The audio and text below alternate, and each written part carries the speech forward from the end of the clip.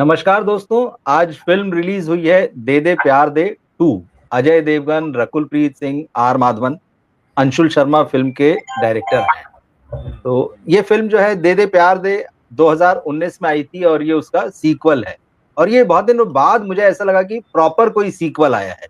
Sequel के नाम पर फ्रेंचाइजी जैसी फिल्में जो हैं आजकल आती हैं, अब ऐसा नहीं है। जहाँ पे दे दे प्यार दे की कहानी खत्म हुई थी, ये कहानी वहां से आगे बढ़ती है। तो हम ये मानकर चल रहे हैं कि आपने वो फ़िल्म देखी होगी। वैसे जिन्होंने अगर वो फ़िल्म नहीं भी देखी है, तो इस सीक्वल में शुरुआती 5 मिनटों के अंदर-अंदर वो कहानी आपने जो पिछली फ़िल्म में थी, वो बता दी गई है। तो हम बात करेंगे। मैंने ये फ़िल्म देखी है, दिन में उज्ज्वल जी भी ये फ़िल्म देख कर आए थे और उज्ज्वल जी का अपना रिव्यू जो है उनके चैनल पर लगा भी है। तो हमने सोचा रात को बात करते हैं और कैसी उज्ज्वल जी को लगी फ़िल्म, उनसे जानते हैं और मैं भी आपको बताऊँगा कि मुझे कैसी लगी। उज्ज्वल जी बताइए, कैसा रहा दे दे प्यार दे 2? देखिए, दे दे प्यार दे 2 एक ऐसी फिल्म है जिसको देखकर आपको ये एहसास होता है कि इसका जो हीरो है, जिसका नाम अजय देवगन है, ये जब आज से करीब-करीब 35 साल पहले इंडस्ट्री में आया था, तब इस शख्स ने सोचा होगा कि जब मुझे 35 साल हो जाएँगे सिनेमा में, हुँ, तो मैं इस तरह की फिल्म करूँगा। ओके। मतलब इस फिल्म में ऐसा कुछ भी नहीं है जो 35 साल के एक्सपीरियंस एक्टर को कुछ करना चाहिए। ये हुँ, हुँ। फिल्म अगर कोई 3 साल 4 साल पुराना एक्टर भी होता तो कर लेता। तो पहली बात तो ये। ठीक लेकिन हाँ, बात है। क्योंकि हाँ। उनका रोल उस तरह का है कि एक बड़ी उम्र का व्यक्ति अपने से आधी उम्र की बच्ची से प्यार करता है और उसको अफेयर हो जाता है और उसके बाद वो शादी का मामला है। तो अगर आप दिमाग घर पर रख कर गए हैं तो आप इस कहानी को एन्जॉय कर सकते हैं। तो दिमाग आपको नहीं लगाना है। आपको नहीं कहना है मेरे पड़ोस में ऐसा नहीं होता, मेरी आस-पड़ोस में या मेरे शहर में या मेरी रिश्तेदारी में ऐसा नहीं होता। ये सब आपको दिमाग बिल्कुल नहीं लगाना। अगर आपने ये लगाया तो आप फेल हो जाएँगे। अब हम आते हैं फ़िल्म की कहानी पर। तो बिल्कुल सही हुँ, कहा रवि जी ने कि अगर किसी ने इस पिछली फ़िल्म नहीं भी देखी है, 6 साल पहले वैसे भी लोगों को कहाँ याद रहता है कि 6 साल पहले फ़िल्म में हुआ क्या था। लोगों को अपनी ज़िंदगी में नहीं हुँ। याद रहता 6 साल पहले क्या हुआ था, फ़िल्म में क्या याद रहेगा। तो बहुत अच्छा किया उन्होंने अ, कि रिमाइंड कराया है, मतलब रिकैप जैसा है, करीब 5 मिनट में वो सब बता देते हैं। तो मैं भी एक्चुअली पूरा ही भूल चुका था क्या हुआ था, तो मुझे भी उस रिकैप से ही याद आया कि उसमें क्या हुआ था। मुझे सिर्फ इतना याद रहा था कि तब्बू और अजय देवगन थे और रकुल प्रीत थी। इसके अलावा मुझे कुछ याद नहीं था। तो उस रिकैप से पूरा याद आया, फिर वो पूरी फ़िल्म चलनी शुरू हुई। फर्स्ट हाफ जो है एंगेजिंग है, आपको एंगेज रखता है, आप बंधे रहते हो, आप बोर नहीं होते हो और आप कहते हैं ना कि उस आधे हाफ मतलब फर्स्ट हाफ को एन्जॉय करते हो। लेकिन जैसे ही कहानी सेकंड हाफ में पहुंचती है उसके बाद वहां से बोझिल होना शुरू हो जाता है। आपको लगता है यार ये सीन बहुत लंबा चल रहा है, अचानक कहानी जंप कर रही है, चीजें बहुत जल्दी जल्दी हो रही हैं, कुछ चीजें बहुत धीरे धीरे हो रही हैं, पूरा पेस डिस्टर्ब है। और फिर धीरे धीरे जब आखिरी के 20-25 मिनट तो आपको लगता है भाई अब इसको खत्म करो, मुझे पता है क्या होना है। तो जब आपको पता लग जाता है कि क्या होना है ना, तो फिर तो आप कहते हो यार इसको खत्म करो। तो कुल मिलाकर एक एक एक टाइम पास फिल्म है, दिमाग लगा कर नहीं जाना है, महान सिनेमा नहीं है। अजय देवगन काफी बुजुर्ग लग रहे हैं, मतलब उसमें ऐसा लग रहा है कि उनको 50-51 का दिखाया, पर वो मतलब सही में पर्दे पर वो 65 से कम नहीं लग रहे हैं। और पता नहीं उनको क्या सूझा कि 35 साल के करियर के बाद वो इस तरह की फिल्म करें, जो कि कहीं इतिहास में भी दर्ज नहीं होगी उनके नाम पर, क्योंकि ऐसा कोई बहुत महान सिनेमा नहीं है। लेकिन फिर भी अगर आप घर पे खाली बैठे हैं, कोई काम नहीं है और आपको है कि सिनेमा में जाकर आपको 400 रुपए 300 रुपए खर्च करने हैं, तो आप जाकर देख सकते हैं। निराशा नहीं होगी। आप कहते हैं ना कि आप डिसअपॉइंट होकर नहीं निकलेंगे। आप कहेंगे ठीक है, अच्छा बहुत टाइम पास हो गया। म्यूजिक कुछ खास नहीं है फिल्म का। एक गाना ठीक है, जो लास्ट में आता है वो तो पूरा मतलब हनी सिंह ने बर्बादी कर दिया वो गाना। तो कुल मिलाकर ओके ओके फिल्म है। बहुत कुछ अगर आप नहीं भी देखेंगे तो भी चलेगा और देख लेंगे तो भी कोई बात नहीं है। ऐसी फिल्म नहीं है कि ये कोई आपकी जिंदगी में कुछ बहुत बड़ा बदलाव लाएगी। हाँ, लेकिन एक चीज है जो आजकल, क्योंकि लोग रिलेशनशिप को लेकर बड़े ही कंफ्यूज रहते हैं और आजकल तो सिचुएशनशिप और पता नहीं कौन कौन सी शिप्स चल गई हैं, उस सब के बीच कहीं ना कहीं एक थॉट देती है, बहुत माइन्यूट लेवल पे एक थॉट देती है कि जो रिश्ते चलते हैं वो किस लिए चलते हैं, या जो रिश्ते टूटते हैं वो किस लिए टूटते हैं। तो वो एक थॉट देगी। तो मुझे लगता है कि यंगस्टर्स को शायद वो समझ में आए उस लेवल की अगर सोच रखते हैं तो। बाकी कोई बहुत महान सिनेमा नहीं है ये। आपने ठीक कहा, लेकिन आपने शुरुआत में एक बात कही, मुझे उस पर हँसी आ गई थी कि अजय देवगन का जो कैरेक्टर आपने कहा कि एक जो 50-51 साल का, 52 साल का आदमी होता है, वो एक अपनी अपने उम्र से आधी उम्र की बच्ची के प्यार में पड़ जाता है। आपने बच्ची शब्द का इस्तेमाल हाँ, वो किया बच्ची लग रही है तो उसके आगे। बच्ची लग रही है। तो बच्ची तो ख़ैर लग ही रही है, बिल्कुल ठीक बात है। हाँ, रकुल प्रीत सिंह के पापा का रोल उनको करना चाहिए, लेकिन ठीक है, हम इसे कह सकते हैं कि कहानी की डिमांड। और एक बात और, जैसा कि आप कह रहे हैं कि भाई, बात तो बिल्कुल सही है कि आप अपना दिमाग जो है वो घर रखकर जाएं, एकदम ब्रेनलेस होकर जाएं। मगर एक चीज इस फिल्म में जो मैंने देखी है, ये फिल्म में जो कैरेक्टर्स हैं, जो खास तौर पर जो लड़की के माता पिता हैं इसमें, अ, आर माधवन उनके पिता का रोल कर रहे हैं, वो फैमिली बार बार ये कहती कि हम लोग बहुत मॉडर्न और एडवांस हैं। तो ये हाँ मॉडर्न और एडवांस लोगों की कहानी है, वही इस चीज को झेल सकते हैं देखिए। क्योंकि ये बात सही है कि हमारे आसपास हम ऐसी घटनाएं नहीं देखते कि एक 50 साल का 65 मतलब 55 साल का आदमी जो है, वो पता चला 28-30 साल की लड़की के प्यार में है और शादी होने जा रही है, ये सारी इस तरह की चीज। अच्छा, होता ये है कि ये सारी चीजें लंदन और न्यूयॉर्क में ही जाके घटती हैं। यहाँ भी वही एक है, वो बात लड़की लंदन गई जी। जो आपने कहा ना मॉडर्न, मैं वहीं पर रुक गया था कि आपने कहा मॉडर्न और एडवांस। देखिए, जी। मॉडर्न हो, एडवांस हो, वेस्टर्नाइज हो और ईस्टर्नाइज हो, दुनिया भर की टर्मिनोलॉजीज हैं।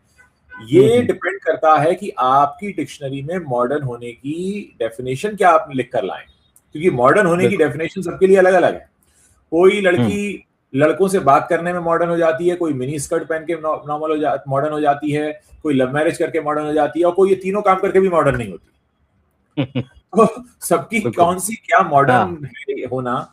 और मुझे लगता है कि मतलब जो हमारे हिंदुस्तानी समाज में जो कुछ भी चल रहा है ना, ये हम्म। उन पर एक एक तरह से बहुत तीखा कटाक्ष भी है। हाँ। जो मॉडर्निटी के नाम पे ये चीजें चल रही हैं, अगर आप उसको बहुत गहराई से देखें ना, तो एक कटाक्ष भी बिल्कुल। मारती है। हाँ, ये है। वही मैं कह रहा हूँ कि बार बार वो फैमिली जो है, वो ये कहती कि हम बहुत मॉडर्न है अपनी थिंकिंग में, हम बहुत एडवांस हैं, हमने अपने बच्चों को दोस्त की तरह रखा, किसी तरह से उनसे कोई मतलब ट्रांसपेरेंसी पूरी रखी रिलेशन में, हर तरह की बातें की, उनको हर तरह की आजादी दी। लेकिन उस मॉडर्न और एडवांस फैमिली में भी एक जगह आकर ब्रेक लग जाता है थॉट पे, जब उनकी लड़की जो है वो अपने से दोगुनी उम्र के आदमी से प्यार कर बैठती है, तो सारा सिस्टम हिल जाता है उस घर का। तो ये मुझे थोड़ा इंटरेस्टिंग लगा, वो बार-बार ये चीज़ कह रहे हैं और बात तो ठीक है। एक चीज़ लेकिन इस फ़िल्म में मुझे जो खटकी है, और मतलब बॉलीवुड की तमाम फ़िल्मों में हम ये देखने मिलते हैं। मतलब ये लोग जो पाठ पढ़ाने लगते हैं हर कहानी में, भाई आपने एक कॉमेडी बनाई, आप एक कॉमेडी के लेवल पे ले लीजिए, एक आपने बता दिया भाई ऐसी-ऐसी कहानी। फिर आप उसमें फेमिनिज़्म को घुसेड़ते हैं जबरदस्ती और फिर उसपे आप ज्ञान देना शुरू करते हैं। तो लगता है कि मतलब इसके अलावा कोई और चीज़ बची ही नहीं है। जैसे ही आप उसमें ज्ञान देना शुरू करते हैं, तो आपकी फ़िल्म और आपकी कहानी जो है, वो पटरी से उतर जाती है। आदमी को लगता देखिए, है एक अच्छा और कि हम चीज ये ज्ञान लेने आए हैं आपसे। जी। आपने बहुत अच्छा जिक्र किया, फेमिनिज्म। अब ये भी हुँ, उसी टर्मिनोलॉजी का हिस्सा है। आप फेमिनिज्म की बिल्कुल। बात कर रहे हैं महिलाओं को जागृत करने के लिए, उन्हें एम्पावर करने के लिए, या उन्हें उनकी कमजोरी का एहसास कराने के लिए, या उन्हें ये बताने के लिए कि आप कितने मायनों में पुरुषों से कम हैं या कितने मायनों में पुरुषों से ज्यादा हैं। व्यक्तिगत रूप से मेरा यह मानना है, महिलाएं न तो पुरुषों से ज्यादा हैं न पुरुषों से कम हैं। उनकी अपनी क्वालिटीज हैं और पुरुषों की अपनी क्वालिटीज हैं। पुरुषों को महिलाओं से कंपेयर करना मेरे हिसाब से बुद्धिमत्ता नहीं है, क्योंकि दोनों अलग अलग तरह की क्वालिटीज रखते हैं। बहुत से काम जो महिलाएं कर सकती हैं पुरुष नहीं कर पाते, और बहुत से काम जो पुरुष कर सकते हैं वो महिलाएं नहीं कर पाती। और हमें सब प्रकृति ने बनाया ही इस तरह से अलग अलग है। अब हम उसके नाम पर फेमिनिज्म का झंडा लेकर हम किसी भी चीज के ऊपर चढ़ जाएं बिना उसकी धरातल को समझे, तो फिर वही होता है जो फिर लोग मजाक का पात्र भी बन जाते हैं, कहीं एग्जैजरेट कर देते हैं। और मुझे लगता है कि ये फिल्म कई मायनों में, खासकर सेकंड हाफ में, तो बहुत भटकी हुई है। जो कहानीकार हैं इस फिल्म के, जिन्होंने पटकथा लिखी है या जिन्होंने डायरेक्शन की कमान संभाली है, या दोनों ही, बहुत से मामलों को एड्रेस करना चाहते भी हैं, फिर डर के बाहर आ जाते हैं, फिर छूते हैं, फिर बाहर आ जाते हैं। आपको ऐसा कई बार लगेगा कि इन्होंने इस पर्टिकुलर हिस्से को छूने की कोशिश की, इस इमोशनल डेप्थ को छूने की कोशिश की, फिर वो बाहर आ गए। उन्होंने पूरी तरह से नहीं किया, उन्होंने बहुत ही एक एक अपनी सुविधाजनक रास्ता उन्होंने निकाल लिया है, जहां पर उन्हें लगा कि मम्मी पक्ष बदल लेती है तो आराम से मम्मी पक्ष बदल लेती है। क्यों बदलती हैं, कुछ कोई उसका लॉजिक नहीं है। और क्यों वो साथ दे रही थी, उसका कोई लॉजिक नहीं है। मतलब कहीं कुछ नहीं है, बस ऐसा है कि हमने बना दिया और हमको ये लग रहा है कि ऐसा ही होता है, तो उसको देख लो, बस सवाल मत पूछना। ये पिक्चर ऐसी है। ये बात सही है। फर्स्ट हाफ में थोड़ा-सा थॉट आपको डेयरिंग लगता है कि हाँ, चलो एक थॉट आपने उठाया है। एक कहानी का सिरा आपने उठाया और ठीक है, आप उसको आगे लेके बढ़ रहे हैं कि अब देखते हैं क्या होता है कि दुगनी उम्र का व्यक्ति जब उस लड़की के माँ-बाप के सामने आएगा, उनकी बेटी की उम्र से दोगुना, तो वो कैसे रिएक्ट करेंगे और यहाँ से कहानी कैसे आगे बढ़ेगी। वो जहाँ तक उनके मन में शंका-आशंका रहती है, वो उसके बारे में एक तरीके से उसकी जासूसी करना शुरू करते हैं, उसकी खबरें निकालना शुरू करते हैं, उसका क्या पास्ट रहा है, वहाँ तक तो ठीक है।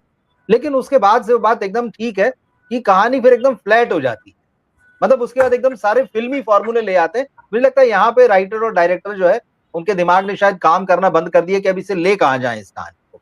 तो वो जो फिल्मी मसाले जो होते हैं कि भाई ठीक है, लड़की जवान है तो उसकी उम्र का एक लड़का आ जाएगा, फिर पापा के साथ उसके इक्वेशन, मम्मी के साथ उसके इक्वेशन, उसके भाई भाभी भी बताए हैं।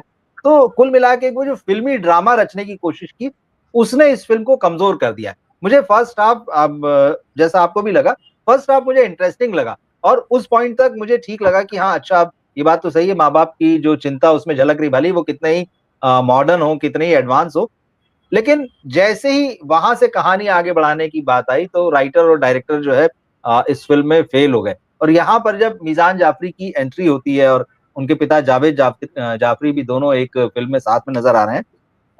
जावेद जाफरी तो बहुत मजे हुए एक्टर हैं, बढ़िया कॉमेडियन रहे हैं, तो जैसा रोल उनके हिस्से आ सकता था वैसा दिया नहीं गया। और मीजान भी बहुत खास ढंग से जो है वो इम्प्रेस तो नहीं कर पाए इस फिल्म में। हालांकि वही है, उनको शुरुआत तो अच्छी मिली थी, संजय लीला भंसाली ने उनको अपने प्रोडक्शन से लॉन्च किया था। आई थिंक मलाल था उस फिल्म का नाम। तो शुरुआत अच्छी थी मगर उसके बाद उनको कोई खास चांस नहीं मिले। इस फिल्म में आए जरूर हैं और अजय देवगन के अपोजिट खड़े हुए एक तरीके से, जिसे रकीब कहते हैं कि भाई अजय देवगन जिस लड़की से प्यार कर रहा है वो उसी को रिझाने की कोशिश करते नजर आते हैं यहाँ पर। फिर भी वो बात बनी नहीं उनसे, तो ठीक है। बाकी जो एक्टर्स का काम है वो सब भी ठीक है। म्यूजिक का पक्ष जो है इस फिल्म का वाकई कमजोर है और आखिरी गाना देखकर मुझे सचमुच दुख हुआ इसमें, झूम बराबर झूम शराबी। मतलब जिस तरह से उस गाने को खराब किया और उसमें फिर जिस तरह से रकुल प्रीत सिंह को दिखाया है, जैसे अब कहने को तो आप साड़ी पहना देते हैं, मगर साड़ी को आप पहनाते कैसे हैं और उसके बाद उसमें कैसी अदाएं होती है, कैमरा उसको किस किस एंगल से दिखाता है उसके बाद हीरोइन को, वो बड़ा चीप और बड़ा सस्तापन लगता है। मतलब आप मान लीजिए कि उस फिल्म के खत्म होने के बाद इस गाने का क्या मतलब बचता है कि आप हनी सिंह को ले आइए और अजय देवगन भी डांस कर रहे हैं और हीरोइन को एक अजीब ही ढंग से आप दिखा रहे अपना हैं। स्तर बताया तो है फिल्मकार ने उस गाने से, अपना स्तर बताया है, और हनी सिंह ने भी अपना हाँ, स्तर बताया कि वो किस स्तर से हैं। तो हर व्यक्ति अपनी छाप बिल्कुल तो बिल्कुल। छोड़ता ही है जब काम करता है, तो उसमें आखिरी में सिग्नेचर होते हैं, तो ये लास्ट में सिग्नेचर किए होंगे, तो हम ये हाँ, हमारा स्तर ये है। बिल्कुल अब बिल्कुल। वाकई मुझे हनी तो सिंह को देखकर लगा कि हम्म, मैं उस गाने को क्यों देखूंगा, क्यों हम्म, सुनूंगा और क्यों ही उसे सराहूंगा। हम्म।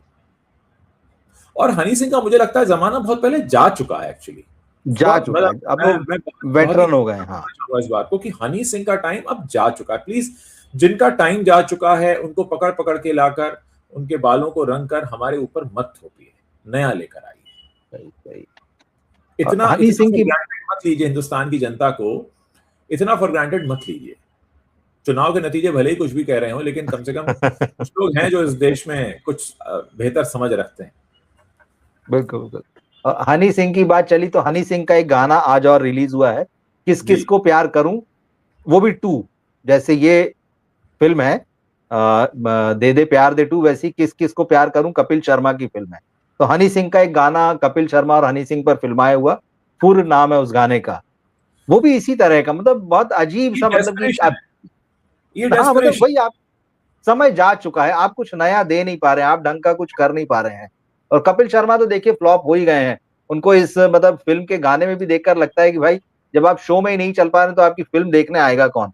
और इतना खराब गाना, मतलब मैं कहना तो बस चाहूंगा क्योंकि जी। इन लोगों से जो डेस्परेशन में काम कर रहे हैं, सिर्फ करना है, सिर्फ दिखना है, मुझे लगता है कि इन सब लोगों को एक छोटा सा ब्रेक लेना चाहिए, 2 से 3 साल का। खुद पर काम करना चाहिए, थोड़ा इंट्रोस्पेक्ट करना चाहिए, लोगों को थोड़ा ब्रेक लेने दीजिए आपसे, कुछ फ्रेश हम्म, एयर आने दीजिए और फिर आइए, तो शायद कुछ बेहतर बिल्कुल। आप कर। आप जैसे बोल रहे हैं डेस्परेशन में करना है, मुझे लगता है करना है भी नहीं। ये चूंकि कर सकते हैं, इनके पास संसाधन है, पैसा है, इनकी एक कह सकते हैं कि ठीक है एक ब्रांड वैल्यू भी, हालांकि वो वैल्यू एकदम अब बॉटम को टच कर रही है, मगर चूंकि बाजार की भाषा में ही बात करें कि ठीक है एक ब्रांड वैल्यू भी है, तो ये कर पाते हैं। वरना ना इनको अब कोई देखना चाहता है और ना सुनना चाहता है। ये जिनसे अपनी मार्केटिंग कराते हैं वो एजेंसियां और इनके पीआर, वही इनको चढ़ाए रहते हैं। अदरवाइज अगर आप सचमुच एक आम फिल्मी दर्शक से या आप म्यूजिक सुनने वालों से पूछें तो उनकी कोई दिलचस्पी इनमें जो है वो नजर नहीं आती, मुझे ऐसा लगता है। बिल्कुल सही कहा आपने, बिल्कुल सही तो कहा, मैं सहमत हूं उससे। जी, तो यही आज ये फिल्म रिलीज हुई थी तो मैं कहा चलिए आपसे बात करें, और मैं देर से देख पाया, आपने दिन में देख आपको ली थी ये कैसी फिल्म। मुझे तो मतलब वही बात है, अगर फाइनल वर्डिक्ट की अगर हम बात करें तो ठीक है, लगी? हाँ। टाइम पास है आपके, अगर खाली समय है, पैसा है, हाँ मतलब ठीक है चलो, अब आपको मतलब 500 रुपए का टिकट और खर्चा करना ही है आपको, तो आप कर दीजिए, ठीक है, आप 2 लोग चले जाइए, है ना, 1000-1200 रुपए जो है, 1500 रुपए खर्च कराइए। आपको लगता है आपके पास बहुत सारा समय है और महंगाई के इस दौर में भी आप वो अफोर्ड कर सकते हैं, तो चले जाइए। मिलने वाला कुछ नहीं है, ये एक पक्की बात है। मतलब ठीक है, वो 2 से ढाई घंटे के बीच का एक एंटरटेनमेंट है आपके लिए, अगर आप इसको एंटरटेनमेंट मानते हैं तो। लेकिन ऐसा नहीं है बस वही कि आपने देखा और फिर आप वैसे ही खाली-खाली बाहर चले आइए, आप लेके कुछ नहीं आएँगे वहाँ से। तो दिमाग बाहर छोड़ जाइए, अंदर बैठिए बगैर दिमाग के और अंदर से खाली-खाली उठकर आप चले आइए। तो ऐसा विशेष नहीं, और जिन्होंने नहीं देखी, अगर मान लीजिए पहले जो दे दे प्यार दे आई थी, तो उनको ठीक है, भले ही शॉर्ट में कहानी बता दी गई है, पर बहुत सारी चीज़ें फिर भी मिसिंग होती हैं। वो जो एक पूरी कहानी का असर होता है, वो साथ में तो नहीं आता है, तो उनको शायद उतना मज़ा नहीं आएगा। जिन्होंने देखी होगी फिर भी वो थोड़ा बहुत तो कनेक्ट कर पाएँगे। मैं कहना चाहूंगा यहाँ पे कि जैसे बॉलीवुड के लोग फिल्में बनाने में दिमाग का इस्तेमाल नहीं करते हैं, ऐसे ही वो चाहते हैं कि आप फिल्में देखने में भी दिमाग का इस्तेमाल ना करें। मतलब दिमाग और बॉलीवुड का 36 का आंकड़ा है, आप उसे अपने घर पे रख के जाएं, आप बिना दिमाग के जाएं, सिर्फ देखें और घर आ जाएं वापस। बस इतना भर है आजकल बॉलीवुड फिल्मों का हिसाब। बिल्कुल। और लगभग सभी फ़िल्में इसी तरह की आ रही हैं, ऐसा कोई आप किसी ख़ास फ़िल्म को आप, बहुत रेयर होता है कि आप किसी फ़िल्म को आप रिकमेंड करें, और जिन हाँ, फ़िल्मों को रिकमेंड करते हैं वो चलती नहीं है। पिछले हमने हमने हमने हक की बात की थी और वाक़ई देखने जैसी फ़िल्म है, लेकिन उस फ़िल्म को लोग देखने नहीं गए और वो तो फ्लॉप हो चुकी है। तो ये ठीक है, अब देखते हैं आपके आगे हक क्या की बात होगा। की, लेकिन हाँ, किसी ने हाँ, समझी नहीं। हाँ, हाँ। क्या चीज़ कही आपने? मैंने कहा हक की बात कही थी पर किसी ने समझी नहीं। हाँ, हाँ, बिल्कुल, बिल्कुल ठीक बात है। तो ठीक है, देखिए दर्शकों का अपना फैसला है। अब फाइनली वही है ना, सिनेमा की इमेज हमारे यहाँ यही है कि भाई वो हमको एंटरटेनमेंट चाहिए उससे। बाकी हम उससे शायद कुछ भी नहीं चाहते, हालाँकि कहते ज़रूर हैं कि कुछ मिलना चाहिए, सिनेमा को भी कुछ जो है एक्टिव रोल इस सोसाइटी में और इस कंट्री में निभाना चाहिए। मगर शायद यहाँ ये सिर्फ़ कहने भर की बात है। एक उदाहरण देना चाहूंगा। हमारे देश जी, में एक बहुत बड़े भजन सम्राट हैं। वो भजन जी। सम्राट साहब जो है बहुत अच्छी गजल भी गाते हैं, लेकिन अगर वो गजल सुनानी जाए उनसे गजल को सुनता नहीं। आप भजन ही सुनाइए, मार्का हो जाता है। बॉलीवुड है, मसाला ही बनाएगा, अरे यार तुम क्यों इतनी अकल की दिमाग की बातें कर रहे हो। तो सही है। मार्का लग गया है। साउथ के साथ एक अलग तरह की एक्सपेक्टेशन है, बिल्कुल। बाहर की हॉलीवुड फिल्मों से हमारी एक अलग तरह की एक्सपेक्टेशन है। तो हमने ना लगा दिया है बस माथे पे तिलक कि भैया तुम्हारा मार्का ये है, आज के बाद अकल की बात मत करना। अच्छा, इसमें इनकी भी कोई गलती नहीं है जनता की। ये साल भर इतनी बिना दिमाग बिल्कुल। की फिल्म बनाते हैं कि अगर 100 फिल्मों में से 98 में दिमाग नहीं लगाने, तो अगर 2 में लगाते हैं तो ये इसमें भी क्या जरूरत थी। ये भी ऐसे ही ले आते हैं क्योंकि हमारे पास आता ही उस तरह से। तो शहर में दुकानें होती है ना कि जहां एक जगह वहां बहुत महंगा सामान मिलता है और एक जहां बहुत हाँ। सस्ता सामान मिलता है। तो सस्ता वाला कभी महंगा बेच ही नहीं पाता, बेचारा महंगा वाला कभी सस्ता नहीं बेच पाता। ये मामला है। ये फिक्स हो गई ये चीज़ें, बात तो एकदम ठीक है। दरअसल बॉलीवुड को बहुत मेहनत करना पड़ेगी, मुझे ऐसा लगता है। अब दर्शकों को वापस जीतने के लिए, वापस जी, थिएटर में लाने के लिए, दर्शकों का जो भरोसा है वो हासिल करने के लिए। क्योंकि हाँ, हाँ, इन सब बातों से नतीजा यही निकलता है कि बॉलीवुड पर लोगों का भरोसा उठ चुका है। यही हो गया है कि आप जो बनाते हैं वो उसमें इसी तरह का कचरा-कूड़ा होता है। आप अच्छा सिनेमा नहीं बना सकते हैं, और अच्छा सिनेमा बनाते हैं तो वो देखने नहीं आते, उनको लगता है कि यार ये क्या ले आए। तो अब उन्होंने आपसे जिस तरह की उम्मीद पाल ली है ना, एक खराब ढंग से बहुत चालू किस्म के सिनेमा की, वो आपसे वही देखते हैं।